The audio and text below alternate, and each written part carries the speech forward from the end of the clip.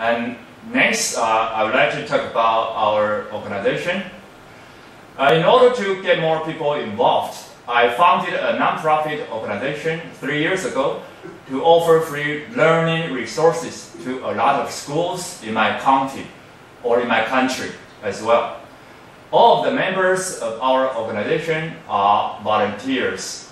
None of us get paid. Our hope is to make a difference in students' lives. And since we do a lot of things for schools without asking for any return, we win people's trust. And we are able to work with many schools in our county. And 2 years ago, I was just invited to make a presentation for 240 principals about our project, which you may be interested in. This project aims to bring people together by doing cultural exchanges. Since January 2011, we have been trying to connect classrooms in Taiwan with people from around the world. By doing so, our students can learn more about other cultures and their languages. It has been very successful and popular. Michael is one of our international volunteers. He really enjoys talking to our students and learning more about Chinese or Taiwanese culture. So he mentioned to me that maybe we can connect schools in Taiwan with those in the US. So here I am making a presentation about our proposal. And here are some things you can do. Number one, you can encourage your students to talk to our class in Taiwan. Time difference is not an issue if students can do this at home after school. Usually there is only one volunteer talking to our class in Taiwan. So if there is anyone who is interested, I can help them set up a session with schools here so they can talk to our students in English or in Chinese. And number two, we can exchange videos about schools, the community students live in, or cultural events like what we do on certain festivals. All we have to do is upload our videos to YouTube and post the links on our school websites for students to watch. And number three, if students in DeSoto want to learn Mandarin Chinese, we have many volunteers who can help. And number four, we will help our students to report school news on videos so that students in DeSoto can know what's going on here in Taiwan. And all of the above can be done without having to spend money. Yet many students may benefit a lot from doing cultural or language exchanges with us. And now I'm working with many schools in Taiwan, but I have one specific high school in mind which can easily start to interact with you because they have a new American teacher called Carl. He's from Texas. He's teaching English in the high school. You'll be able to coordinate everything. And if we can start to work together, perhaps someday we can develop a sister school relationship between DeSoto and this school. It can be a win-win situation. I heard that are you starting in the 3rd grade with the translation? 3rd grade? What grade are you starting the, when are you going to start teaching English? At what level? I'm working with elementary, junior high, and senior high. So, how old are your students when they start learning English? Oh. They start learning English in the 3rd grade? Yes, 3rd grade. 3rd grade. Now, did that start before? I think you said you just implemented something in February of this year. January. Yes. Okay, but Luke, I'll speak to that.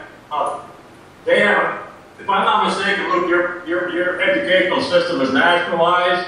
Yeah. It comes from the top on down. What you're seeing here is what's called a local school board. Okay. Remember, I explained to you the local community has whole lot of control over what takes place in the school. Well, yours is coming from the top down. Yes, yes. If I'm not mistaken, it's been... We're from the bottom. He says he's from the bottom up. There's lots of humor here, I'll tell you right now. You get to rural areas here, it can be what I call a crack up. It really can. What we're trying to establish is that across your nation, across the nation of Taiwan, students at the 3rd grade level begin to learn English. Yeah. Is that correct? Yes, most of them. Some even started earlier, like 1st grade. I should mention, I'm interacting with a lot of students over there. As a matter of fact, if you look at my website these days, my Facebook page, you kind of scratch your head because there's more Chinese script on it than what there are English words. Which incidentally, all one has to do to figure out is to just paste it into Google and put it in Translate, okay? But these students that I'm interacting with are speaking English, as some people have said to me, better than some Americans I know. I'm exaggerating a bit, but they speak quite good English. But what they need, of course, the Rook himself will tell you that he speaks English very well, but as a non-native English speaker, you can't ad-lib. You can't just come up with things. You've got to think things through. Well, I'm finding these kids, I can communicate very well with most of the students. The only problem I ever have is I wear hearing aids, and sometimes I don't hear the pronunciations. So, no, look, these people are learning English in the 3rd grade. The Chinese economy is 2nd largest in the world, if not soon to be the largest. Very important to us economically. This language and this culture is going to be the one we're going to be studying in the future. Here's my pitch. Here's a chance for a small rural school to be a leader one more time when you spend so many times with technology and so on. That's my pitch. Me. Well, if I could just say thank you very much. I appreciate the opportunity to Skype with you last week when we did that on Friday, and also for you to join our school board today. On behalf of our school board and our school district, thank you for extending the invitation. I have talked to our principals, and they are interested in setting up a sister school relationship. And Rick, anything you want to say? Yeah, would you envision that kids at every grade level would be corresponding with kids at every grade level in your districts? Is that what you're envisioning? I didn't hear you very clearly, so could you repeat that? I was just wondering if you were envisioning that students at every grade level from the United States would be corresponding with students at every grade level in Taiwan? First, I would like to maybe just interact with students who are interested. And let's start with just a small group of people and see how it will evolve.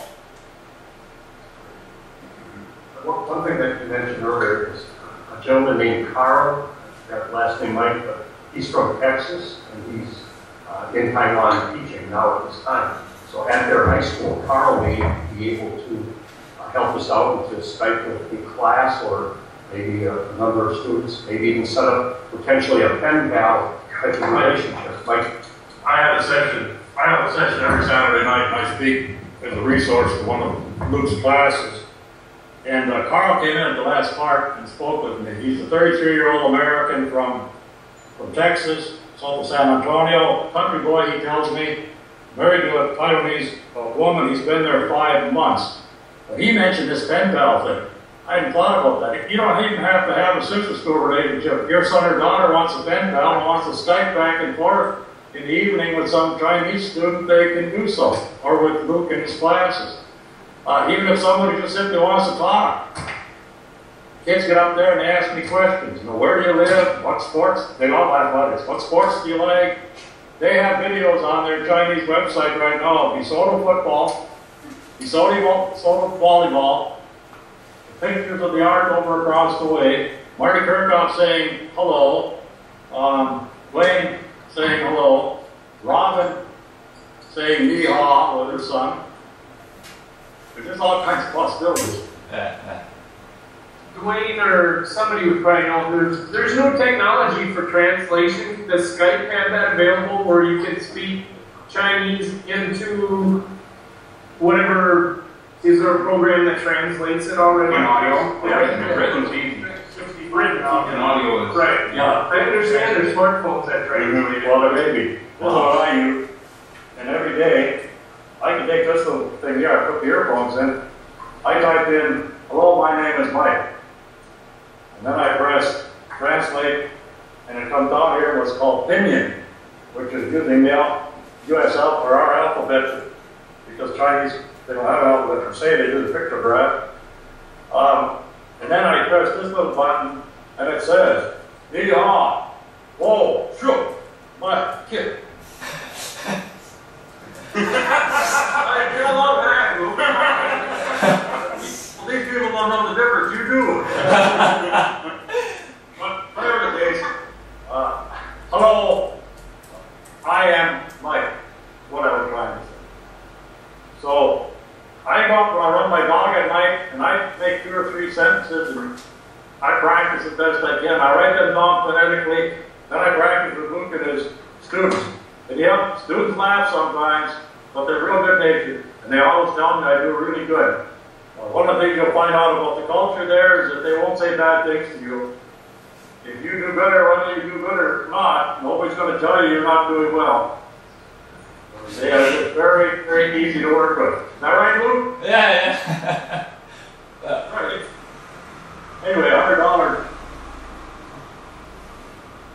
So that would be a no for translating on There will be teachers to help translate if there's any communication problems between students.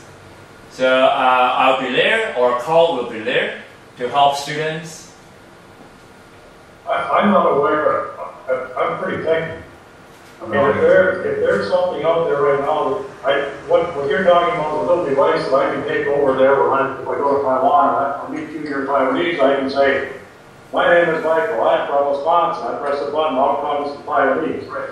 That does exist. Right, but not on Skype. Whether or not it exists on Skype, if it does, I'm not aware of. So you can use it on alternate He's talking about the possibility that if you spoke in English on this end, it would be coming out in Chinese on the Well, other. it'd be neat if it had audio and digital, so I mean, the repetition would be. Star Trek translator, huh? Well, That's what you're well, I mean, it's there.